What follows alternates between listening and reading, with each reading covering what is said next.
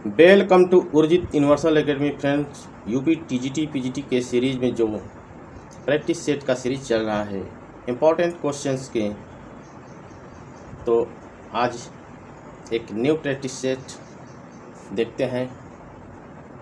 नए पैटर्न के आधार पे इम्पॉर्टेंट क्वेश्चंस का एक कलेक्शंस है, तो चलिए शुरू किया जाता है। शुरू करने से पहले उर्जित यूनिवर्सल एकेडमी अगर आप नए हैं तो सब्सक्राइब जरूर कर लीजिएगा, और नए पुराने लोग से एक उम्मीद है कि आप उसे लाइक शेयर एंड फॉलो ज़रूर कीजिए, क्योंकि हार्ड वर्क किया जा रहा है आपके लिए, तो आपको तो इतना बनता है। चलिए शुरू किया जाता है। Let's begin. Question number 1।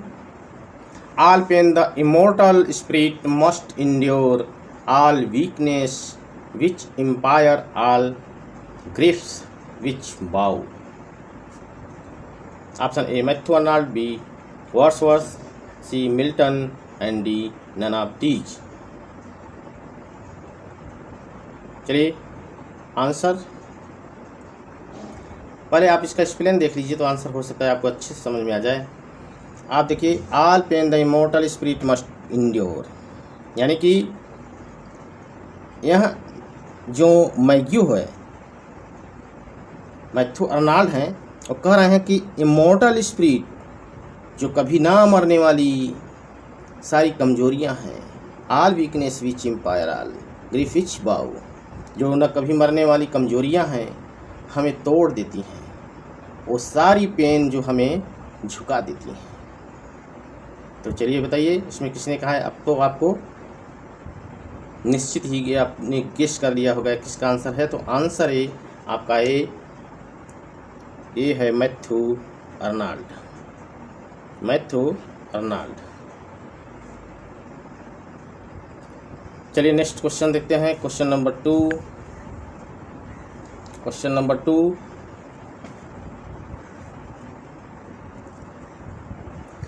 which invited the term pathetic fallacy?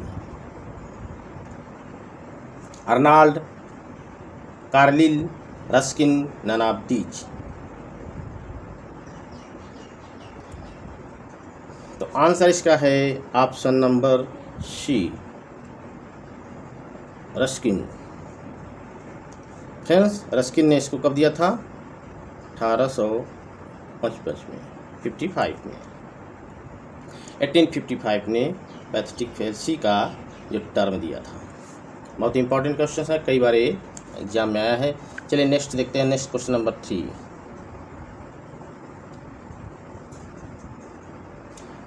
Planting the steadfast footstep in the sea, making the heaven of heavens his dwelling place.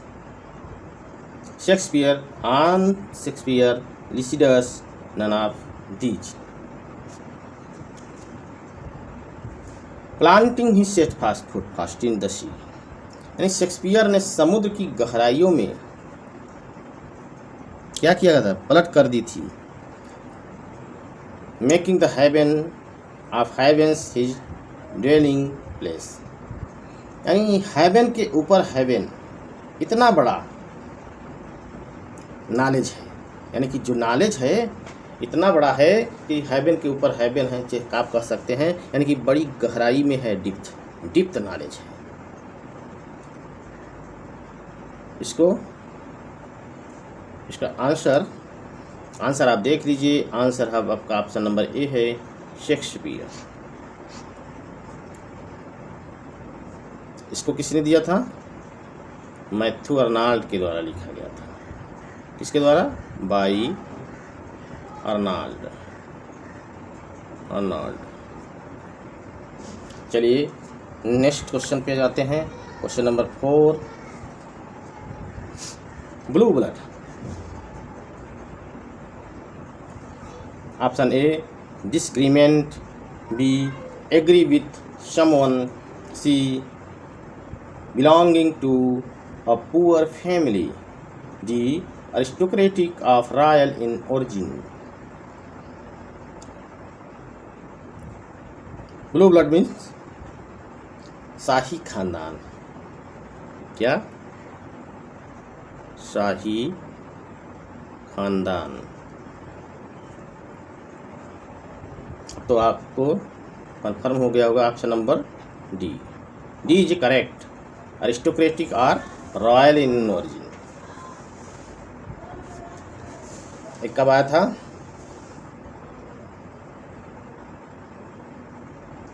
1850 में।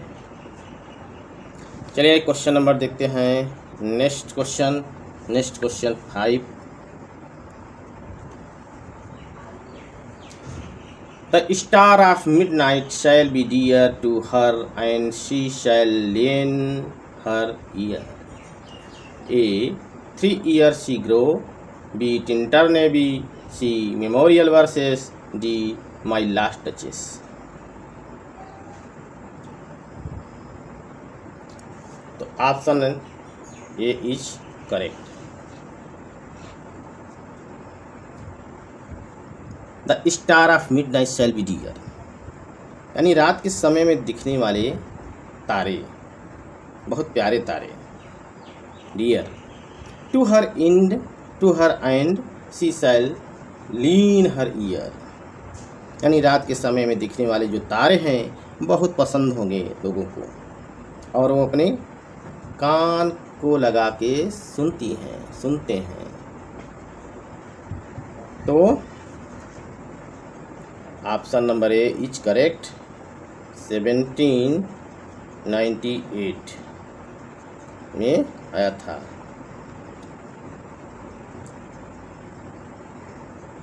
लियांड बाल्ड पब्लिकेशन में। लियांड बाल्ड पब्लिकेशन में। इसका जो लाइन है, राइम स्कीम क्या है? A B सी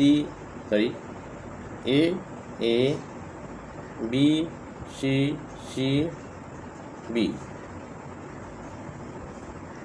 चलिए देखते हैं question number 6। Correct adjective boast. Correct adjective boast. A boastful, B boastful, C boastable, D boasting.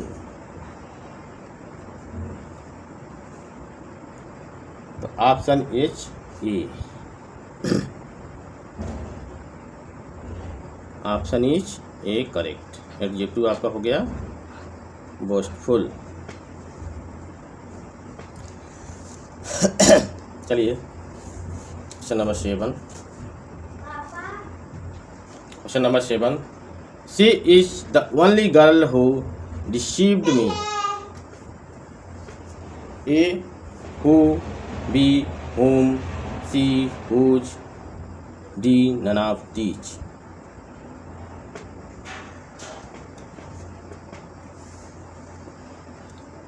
तो आप बताइए।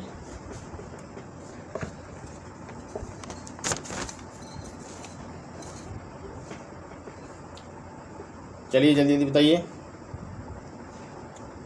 तो आप जानते हैं all, something,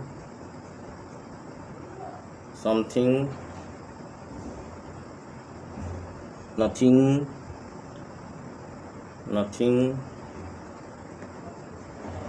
none, the only and the little. इन सब के साथ क्या लगता है? दैट लगता है। तो हु के स्थान पे क्या हो जाएगा? तो हु के स्थान पे दैट हो जाएगा। तो answer is D. Answer is D correct. चलिए नेक्स्ट क्वेश्चन देखते हैं। Question number 8। Everyone but has been invited to the party और here's B yours your, C her, D his.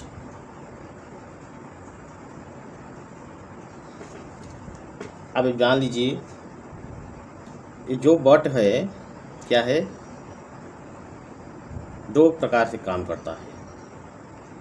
एक काम करता है कंजक्शन का, और दूसरा काम करता है प्रीपोजिशन का।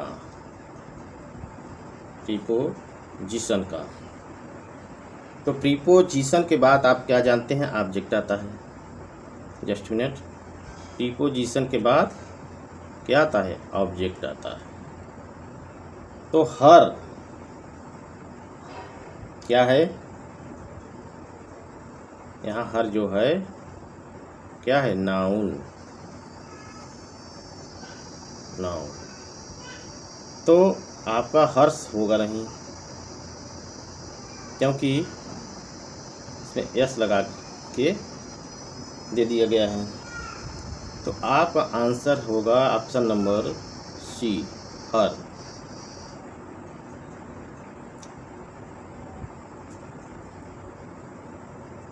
ठीक, क्योंकि प्रीपोजिशन के बाद ऑब्जेक्ट आता है, तो ऑब्जेक्ट क्या है, हर हुआ।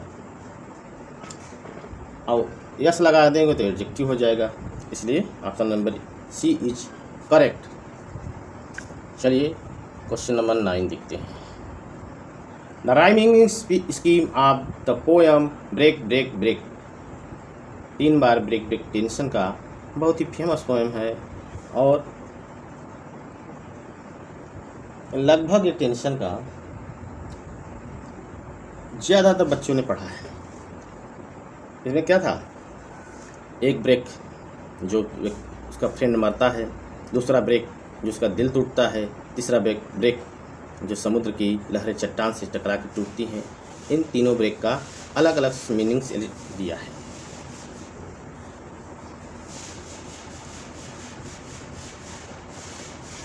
तो इसमें क्या होगा, आपको बताना क्या है, राइमिंग स्कीम क्या होगा।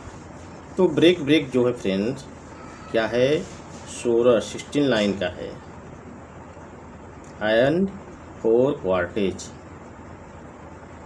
क्वार्टेज। तो इसमें जो है ए बी सी बी, अब देखिए ऑप्शन कौन सा है, option number C is correct, A B C B. चलिए क्वेश्चन नंबर 9 को देखते हैं। फर्स्ट फ्रेंड्स, ये रियली क्वेश्चंस का कलेक्शन बहुत ही इम्पोर्टेंट है, आप नोट डाउन करते जाइए और प्लस लाइक शेयर जरूर कीजिए। चलिए देखते हैं question number 10। Yet if we could scorn hate and pride and fear, if we were thing born not to shed a tear, I know not how the joy we ever should come near. A Sally B. Lamb and Arnold and D. It's। तो पहले आप इसका explain देख लीजिए। Yet if we could scorn hate and pride and fear, यदि हम नफरत, घमंड और डर यानी तीनों चीज़ों से, if we were thing born not shed tear, यदि हम नफरत, घमंड, डर तीनों चीज़ों से ज़िंदगी निकाल दे, तो हम ऐसे पैदा होते हैं जैसे तुम घमंड से नफरत, डर ना होता तो क्या होता, shed tear. I know not how the joy we ever should come near. तो हमको एहसास ही न होता कि कैसे हम अपने लाइफ का एक्सपीरियंस कर सकते हैं, क्योंकि ऐसी ज़िंदगी हमारे पास आया ही नहीं, क्योंकि हमारे पास घमंड, नफरत, डर तीनों हैं। अगर ये तीनों हट जाएं तो हम क्या करें, इसको इंजॉय कर सकते हैं, एक्सपीरियंस कर सकते हैं। इसमें कहा जा रहा है कि हम ये तीनों चीज़ के बिना हम हैं ही नहीं। तो आंसर इज, आप देख लीजिए, आंसर इज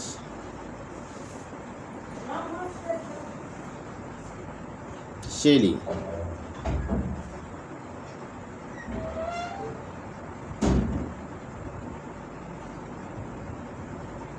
नेक्स्ट क्वेश्चन देखते हैं।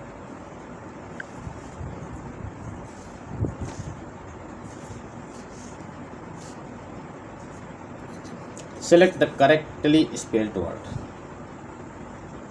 तो आंसर इसको में आपको बताना है कौन सा है। आप देख लीजिए स्क्रीन पे जो मीनिंग्स दिए हैं आप देख सकते हैं। ACONSENSSUS।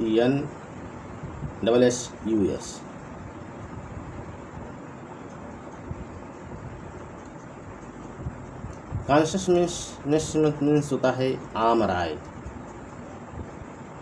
आम राय।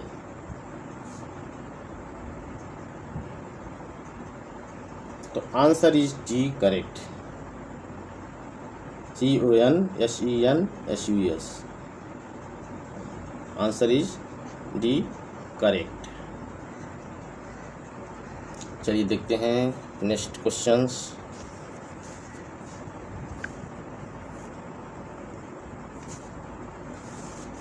Select the correctly spelled word. इसमें भी आपको देखना है। ए प्रेसिडेंट्स, अब देखिए बी आप देख लीजिए, सी देख लीजिए, डी देख लीजिए।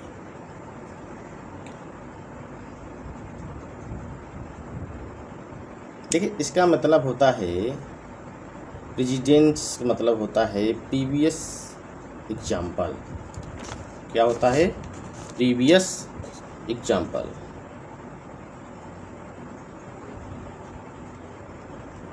प्रीवियस एग्जाम्पल यानी कि पूर्व धारणा, सॉरी पूर्व उदाहरण, पूर्व उदाहरण। तो आंसर आप देख लीजिए, आंसर इज इसका सी करेक्ट होगा, सी। चलिए नेक्स्ट क्वेश्चन पे आते हैं। Question number 30।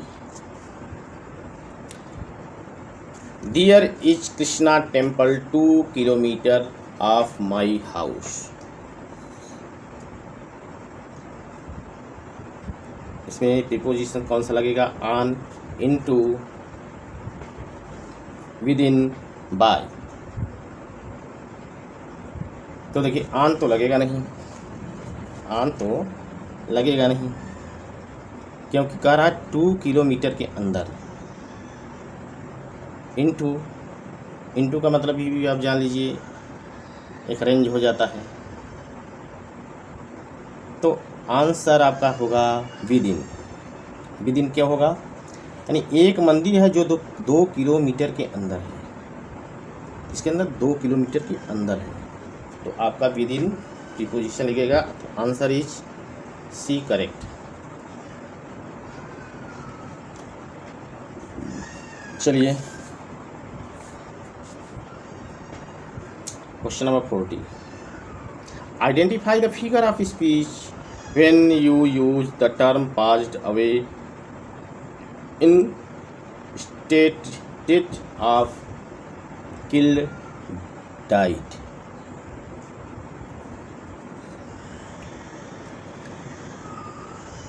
आपके लिए बताइए आंसर क्या होगा। आपके लिए कोई एक वर्ड है जो डायरेक्टली नहीं बोलना चाहता,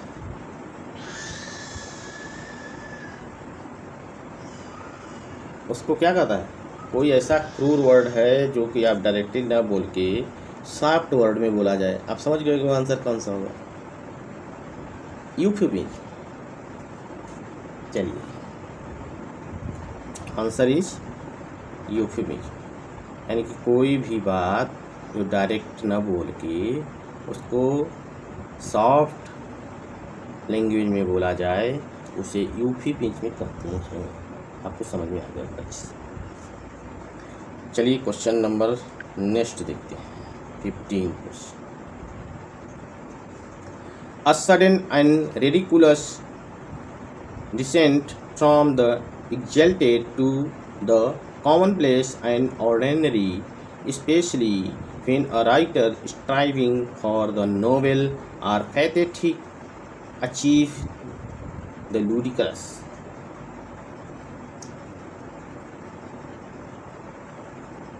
आंसर इसका क्या होगा? बाथोस। जो कॉमन प्ले होते हैं वो क्या करते हैं, जैसे जो सोल्जर होते हैं, सोल्जर हैं, क्या करते हैं, काम करता है सडन, जैसे कोई घटना हो जाए, युद्ध हो जाए या कोई बात हो जाए तो वो क्या होता है, अचानक हो जाता है, तो अपने दम पर उसको क्या किया जाता है, चेंज किया जाता है उस घटना को, तो उससे बातहोश होते हैं। चलिए क्वेश्चन नंबर नेक्स्ट देखते हैं। उचित यूनिवर्सल एकेडमी की लाइक शेयर एंड फॉलो करते जाइए फ्रेंड्स। ज़रूर हम आपके लिए सीरीज जो है कभी मतलब डेली नहीं आता है, लेकिन जो भी आता है अच्छी क्वेश्चंस का कलेक्शन होता है, पैटर्न पे आधारित क्वेश्चंस होते हैं, तो इम्पोर्टेंट होते हैं। ऐसा नहीं है कि रोज़ जैसे पाओ वैसे डालते जाओ, ऐसा नहीं। तो आप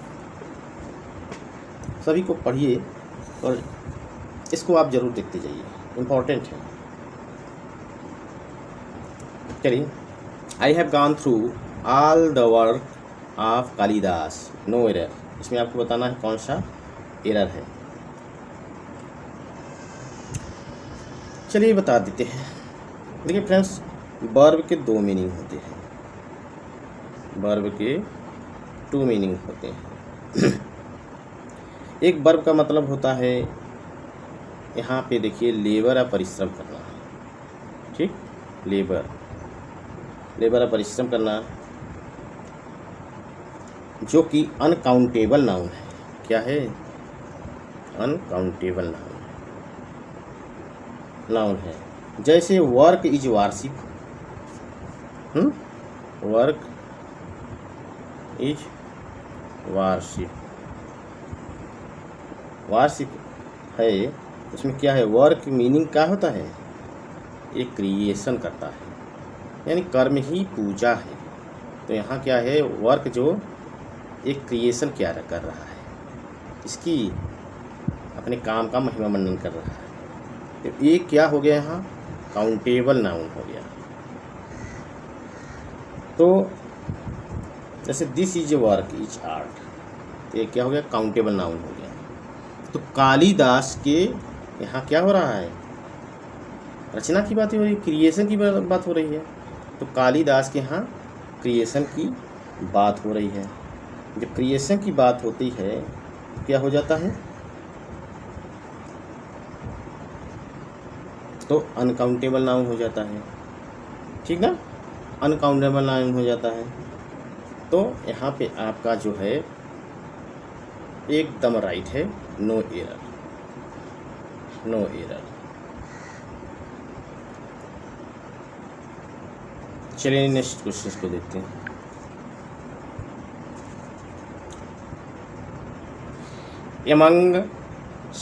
Among saint, a voice so thrilling near was heard in springtime from the cuckoo bird. A. Arabian, B.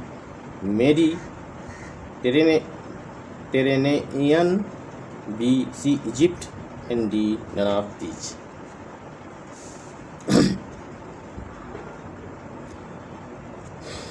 अब देखिए आंसर इसका जो होगा ये अरेबियन होगा, क्योंकि अरब जो यात्री होते हैं वो आराम करने के लिए छायादार जगहों पे रुकते हैं। तो जो नाइट एंगल है वो जो गाना गाता है, तो लेकिन जो एक नाइट एंगल है जो गाना गाती है, मगर वहीं पे एक लड़की है जो नाइट एंगल को भी अपने गाने से पीछे छोड़ देती है। Here is spring time the Kuku bird, Nightingale गाने को भी पीछे छोड़ देते अपनी मिठास से। इतना रोमांटिक आवाज़ कुकू वर्ड का भी नहीं है। तो आपका ये अरेबियन होगा। इम्पोर्टेंट है, कई बार आया है, तो प्लीज़ नोट डाउन करते जाइएगा। चलिए देखते हैं next question, question number 18। O goddess, hear these tuneless number rung by sweet enforcement and remembrance, dear. Line from Ode to Autumn, Ode to PK, Ode on Aggressional, Bright Star. Bright Star। तो चलिए explain कर देते हैं, आपको जल्दी समझ में आ जाएगा।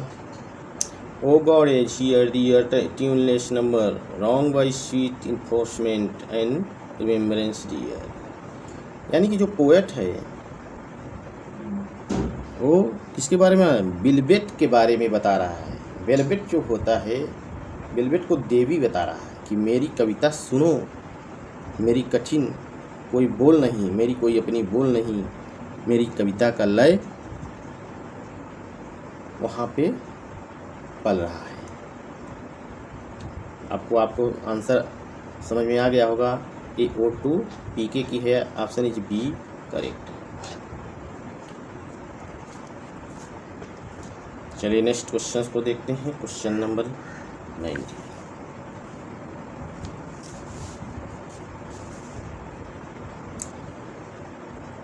Substitution of a mild for a very blunt expression.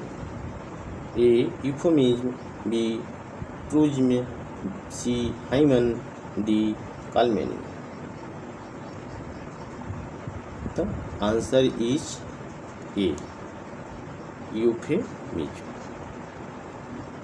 यानी कठोर बात को कोमल तरीके, जिससे कि हमने अभी इसके जस्ट पीछे वाले क्वेश्चन में आया था, किसी कठोर बात को सॉफ्ट लैंग्वेज में कहना, तो यूफेमिज्म। चलिए नेक्स्ट क्वेश्चन जल्दी जल्दी देखते हैं, बिना लाग लगे, बिना कोई फालतू बात किए, क्योंकि समय मैं जानता हूँ आपके लिए इम्पोर्टेंट है। तो इम्पोर्टेंट है, उसी रास्ते से हम भी गुजरे हैं, तो फालतू बातें आपको अच्छी नहीं लगती, अच्छे से जानना। चलिए क्वेश्चन नंबर नेक्स्ट देखते हैं। At who would have thought the old man to have had so much blood in him who uttered. यानी कि कौन सोचता है कि बूढ़े आदमी में इतना खून होगा। आपने क्वेश्चन बहुत ही इंपॉर्टेंट, बहुत ही फेमस बुक का है, अच्छे से आप जान गए होंगे फ्रेंड्स। अब आपको आंसर हम बता दें, ये आंसर है ये lady Macbeth. Lady Macbeth, lady Macbeth क्या कहती है, वो डंकन लेडी मैकबेथ जब डंकन की हत्या करता है मैकबेथ, तो समय कहती है कि डंकन की हत्या के बाद खून से जब उसके सने हाथ होते हैं वो धोता है, बहुत धोता है, और वो छूटता नहीं है। तो उसी के संबंध में उस समय लेडी मैकबेथ ये बातें कह रही है। तो आंसर इज ए राइट। चलिए नेक्स्ट क्वेश्चन देखते हैं। Here is the smell of blood, still all the perfume of Arabia will not sweeten his little hand who said. Macbeth, B. Lady Macbeth, C. Lady Macbeth, none of these। चलिए explain कर देते हैं, तुरंत आपको answer आ जाएगा, निश्चित ही answer आ जाएगा। Here is smell of blood still, खून की गंध अब भी बाकी है, अब भी बाकी है। All the perfume of Arabia will not sweeten the little hand who said, किसने कहा, यानी कि जो उसके खून से सने हुए हाथ हैं, यानी खून का गंध है, वो अब भी आ रही है। और इस अरब के सारे परफ्यूम को भी इस गंध को नहीं ख़त्म कर सकती। यानी अरब के सारे परफ्यूम भी इस गंध को ख़त्म नहीं कर सकती। ये हाइपरबोल है, ये कई बार ये लिटरेचर में आया है हाइपरबोल। तो अब आप एक फेमस लाइन है, इसलिए हमने कहा कि आपको निश्चित ये आ जाएगा। आंसर आप जान ही रहे हैं, किसने कहा था? Lady Macbeth. Answer B. चलिए नेक्स्ट क्वेश्चन को देखते हैं। Question number 22। Philip second of the Macedon requested whom to be the tutor for his son Alexander the Great? A. Plato, B. Aristotle, C. Theophrastus, D. Empedocles. The answer is B. Correct, Aristotle. चलिए important questions हैं friends, note down करते जाइए। Series के लिए continuous बने रहिए। ये series ज़रूर लेट से आ रहा है, मगर इम्पोर्टेंट क्वेश्चंस पैटर्न पे आधारित क्वेश्चंस हैं, तो इम्पोर्टेंट है। चलिए देखते जाइए। Who founded his own academy? Lyceum. A. Aristotle, B. Plato, C. Virgil and C. D. Augustus Caesar. Augustus Caesar. चलिए आंसर बताइए।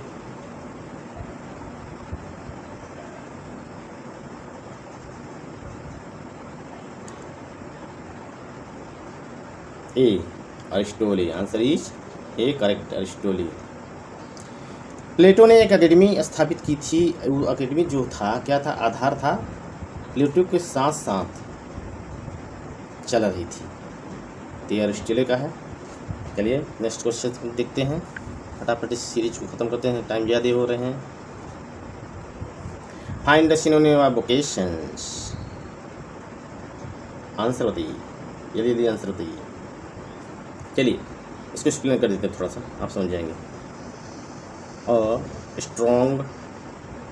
स्ट्रॉन्ग फीलिंग ऑफ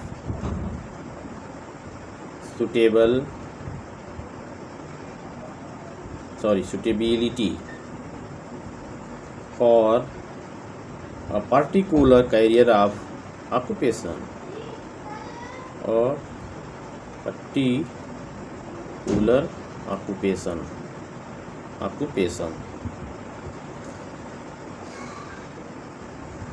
आंसर आ गया होगा।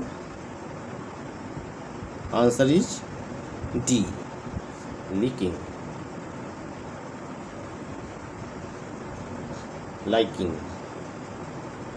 जस्टिफिकेशन तभी कह रहे हैं, गलती हो रहा है। ऑक्यूपेशन तभी कह रहे हैं। आंसर क्या है? ऑक्यूपेशंस। देखिए आ गया ना। चलिए देखते हैं लास्ट क्वेश्चन इस सीरीज का। Vocation compromise first use. A. David Cecil, B. G K. Chesterton, C. A G. Gardner, D. Lytton Strachey. तो आंसर चलिए जल्दी से जान लेते हैं। G K. Chesterton. Option B is correct. न बहुत ज़्यादा मोरल रहोगे, न बहुत ज़्यादा डिप्थ रहोगे। तो आप चलिए इसी के साथ उर्जित यूनिवर्सल एकेडमी भी आप बने रहें। इसके लिए थैंक यू। और प्लीज़ इसको शेयर करते जाइए, ताकि आपके लोगों में जब एग्ज़ाम हो तो आपको ये एहसास हो कि सही था, आया था, ये सीरीज बना था कि ऐसे ही बना दिया गया। Thank for watching.